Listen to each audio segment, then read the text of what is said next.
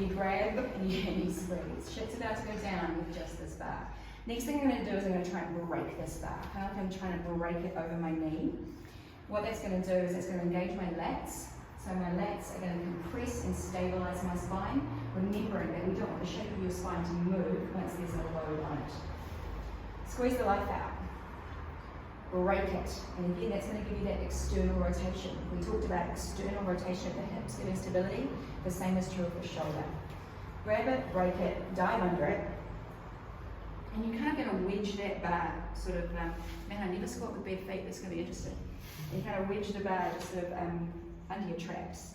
Next thing I'm going to do is I'm going to bring my feet right underneath the bar and hips right underneath the bar. And I'm going to get some air. I'm going to take a breath. And I'm going to do that transverse abdominis thing that we did. It's called the Valsalva maneuver, where you like breathe into your belly and then kind of brace against it. So it's like you're filling a balloon sort of in your core and expanding it, and that's what's going to give your spine, your core rigidity. So the Valsalva maneuver, take a breath and sort of blow against it.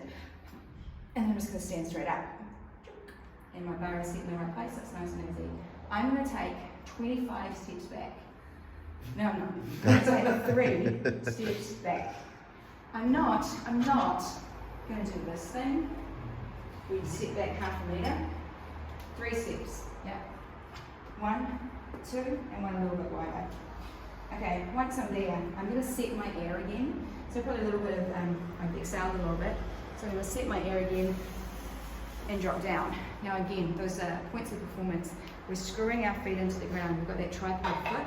And we're setting the hips back first of all.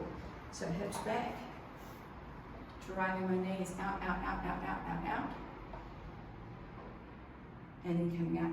And as I'm coming up, I'm like screwing my feet into the ground. Remember that cue of feeling like you're driving the floor apart with your feet as you come up. Puffing out to one squat.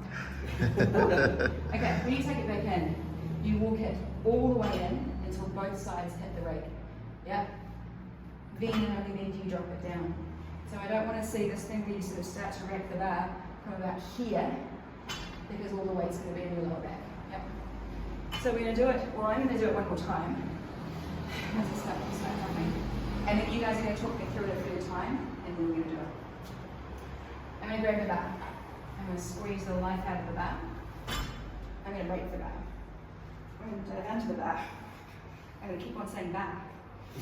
I'm going to bring my feet and my hips underneath the bar. I'm going to grab some air. Stand it up. 3 steps back. 1, 2, 3. I don't need to look down at my feet. I know exactly where they are at the end of my legs. No boards being there. So try not to do that. I'm going to set up my tripod foot. Don't make me laugh. Set up my tripod foot. I'm going to give that a 20% butt squeeze. I'm going to think about that external rotation all the way down and all the way up before I walk back in. Hit the rig on both sides, so I just need to drop it down. Cool. Okay, now you guys are going to talk me through it. What should I do?